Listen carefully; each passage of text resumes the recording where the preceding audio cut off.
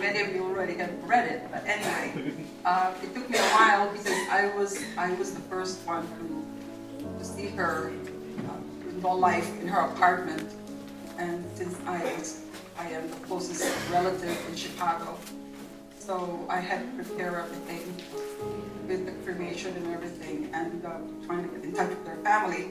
So, and we moved all of her belongings to our place. So now we have this big project that we have to do to donate. We donated a lot of her belongings, and I know that she is happy about that because she is a person with a very kind and willing heart, and she really has a place. Anyway, she's appreciating everything. She might not be here, but I know that she is with us in spirit. So it took me a while to sit down and figure out what to say about a person, because how do you summarize a person's life? There's no way you can just compile everything in such short word. But as I was going through her belongings, I found all kinds of diaries just written about her life and her daily walk with God and her love for everyone, even though she is far away from her family and her relatives all over the United States and Europe and Saudi Arabia, because she has her grandchildren in Saudi Arabia. I know that her heart is always praying. She's a prayer warrior person. So I'm going to go ahead and read what I wrote that morning after we got done unpacking some of the belongings. Anyway, she's known as Ruth Temporal, because Temporal, her mother is the oldest in the Temporal family, and our mom is the youngest. So every time she would introduce me to her friends, she would say, I'm the oldest of all the grandchildren, and she is the youngest. You know, we're like 15 years apart in our age. But anyway, she became my godmother, because I remember growing up in Manila, in Taal, and then going to visit her in the city, in Manila, and she would always say, let's go, because you're my goddaughter, let's go shopping. I'll find you something special. But anyway, so Ruth Temporal Arzaga Macaro Winrow was born on April 1st, 1937 in Abulo, Cagayan, in the Philippines. Her parents were Juan and Estela Temporal Arzaga, and she was an only child. She earned much pampering when she was growing up, being the only child. She graduated from high school in 1953, and that was the year I was born, and started college at age 16. She finished college in 1957. She emigrated to the United States when she was about 28 years old. In 1965, as a graduate student of the Cook County Graduate School of Medicine. How did I know that? Because I found the letter that my aunt from California had written, giving her an affidavit of support saying, yeah, we will back her up while she's going to school here. When she arrived in Chicago, she studied radiology. She also started working at Cook County Hospital and at a clinic in Chicago. Part-time as a telephone operator in order to finance her schooling and send support to her family in the Philippines. It was not until a difficult transition, it was not only a difficult transition, but visiting her family back home, who are 7,000 to 8,000 miles away, was an adjustment she had to make in order to stimulate herself with the American way of life.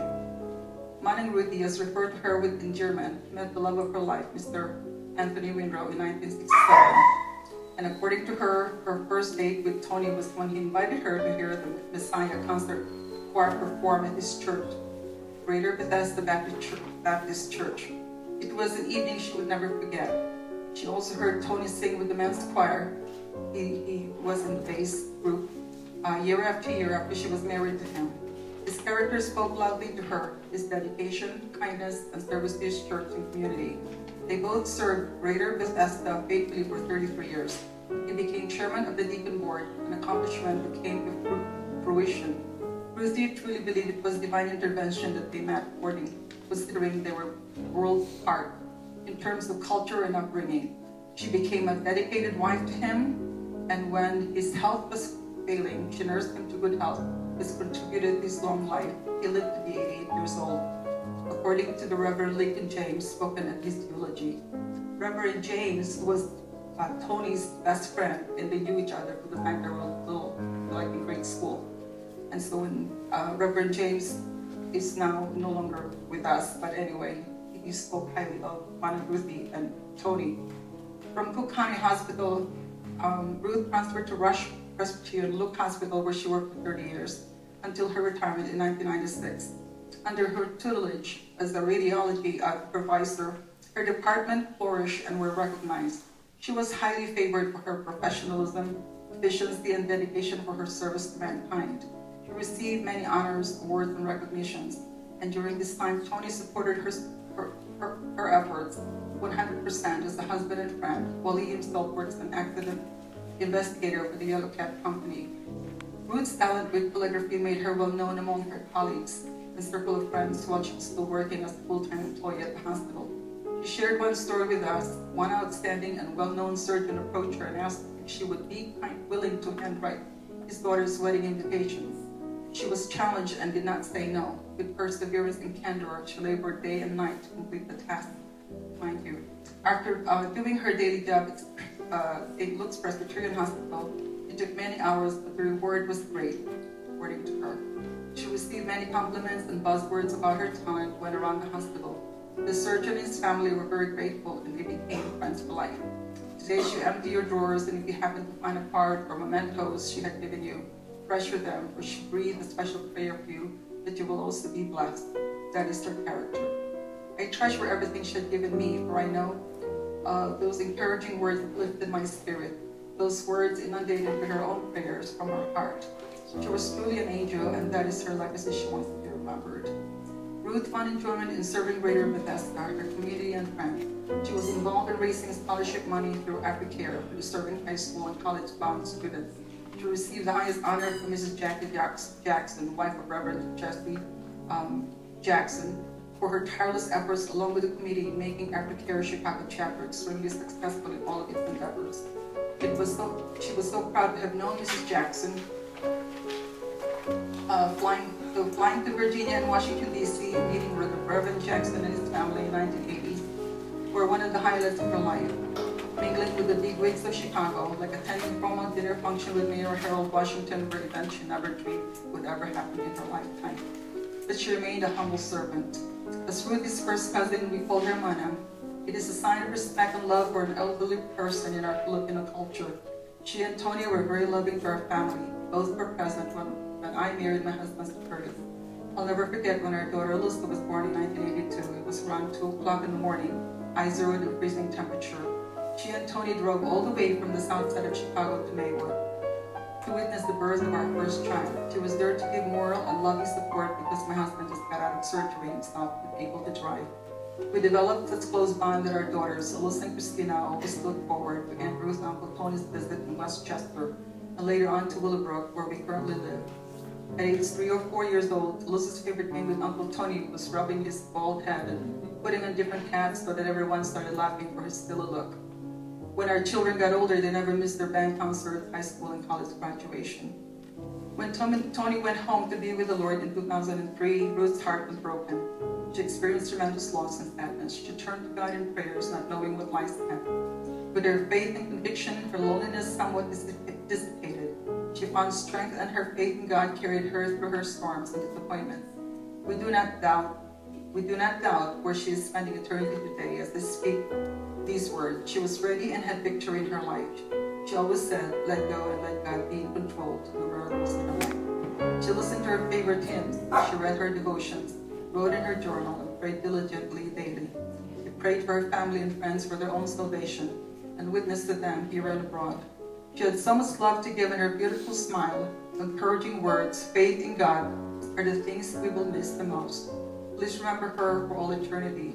Another angel entered heaven October 16, 2015, and God said, good job, my faithful servant. Eternity is only a breath away. God promised eternal life to those who believe. Jesus said, I am the way, the truth, and the life. No one comes to the Father except through me. Trust and lean on me, for my yoke is easy and my burden is light. Ruth believed this with all her heart. Farewell, Mana Ruthie, until we meet again. She was survived by the Armando Bacaro families, Villegas, Rubio, and Temporal families of the Philippines. Loving cousins, the trios Miraflor, Luistro, and Christina. Cousins Dale, Dr. Dale, and Lena Leyte Jr., and Jean and Dee Leyte families of San Jose and San Francisco, California. Constantia Temporal family of Hayward, California. Oscar and Florence Luistro and Di families of St. Louis. Missouri. Dr. Mike and Joseph Temporal, families in Montana and Columbia, Missouri. Loving Aunt, Miss Vicky Barreto of Oxnard, California.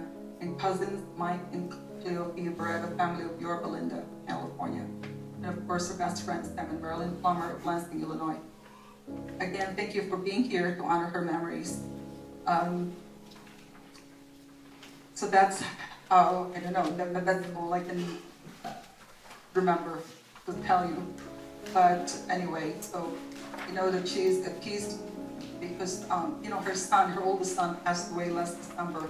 He died in Japan. He had kidney failure and he was only 58 years old. So I know that she was really, really sad when she found out that her oldest son passed away. But she has grandchildren that live in Japan today. She has 2 grandchildren and they're working in the Kingdom of Saudi Arabia. Anyway, and then of course the rest of her children are listed in the back of this program. You can see their names. We have Samuel, Emily, Armando Jr., Ruth Marie, Shirley, Susan. So please remember these children and their families in prayers. Thank you.